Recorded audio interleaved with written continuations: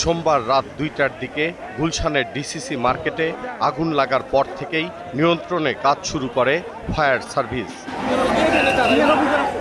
কিন্তু আগুনের লেলিহান শিখা গ্রাস করে পুরো মার্কেটকে। সেই সঙ্গে ধসে পড়েছে মার্কেটের একাংশ।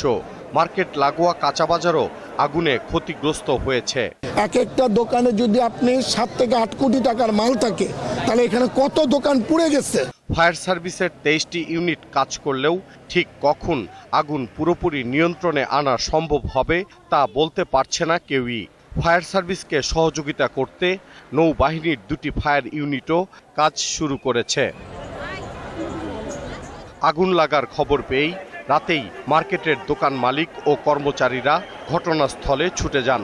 আগুন নিয়ন্ত্রণে না আসায় ক্ষোভ প্রকাশ করেন তারা। ব্যবসায়িক ক্ষয়ক্ষতির কথা ভেবে কান্নায় ভেঙে পড়েন অনেকেই। মোবাইল লোড টাকা পয়সা যা আছে সব প্রতিদিন লয়ে যায়, কিন্তু কালকে রাইখে গেছিলাম। দুপুরেও দেখা যায় মার্কেটের বিভিন্ন স্থানে আগুন জ্বলছে। এক জায়গায় কিছুটা নিভলে অন্য জায়গায় আগুন জ্বলে উঠতে দেখা যাচ্ছে।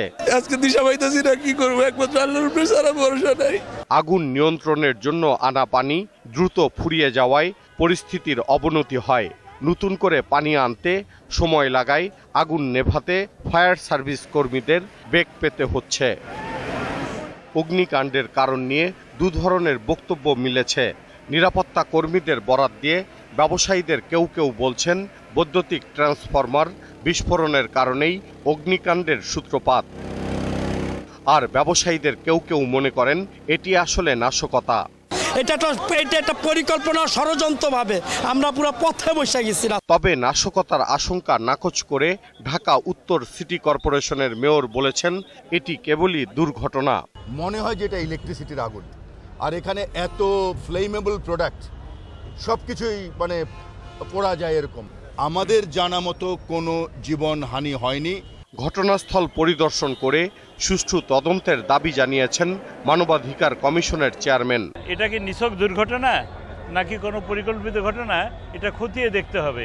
ঢাকা মহানগর পুলিশ কমিশনার বলেছেন ঘটনার প্রকৃত কারণ খতিয়ে দেখবে আইন শৃঙ্খলা বাহিনী। সবাই মিলে কিন্তু চেষ্টা করা হচ্ছে। 2 তলা বিশিষ্ট ডিসিসি মার্কেটে দোকান 250-র মতো।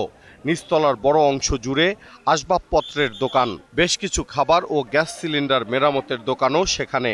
দোতলায় রয়েছে আমদানি করা খাদ্যপণ্য, প্রসাধনী, পোশাক, প্লাস্টিক পণ্য ও গয়নার দোকান। দীপু সারোয়ার, 21 টেলিভিশন, ঢাকা।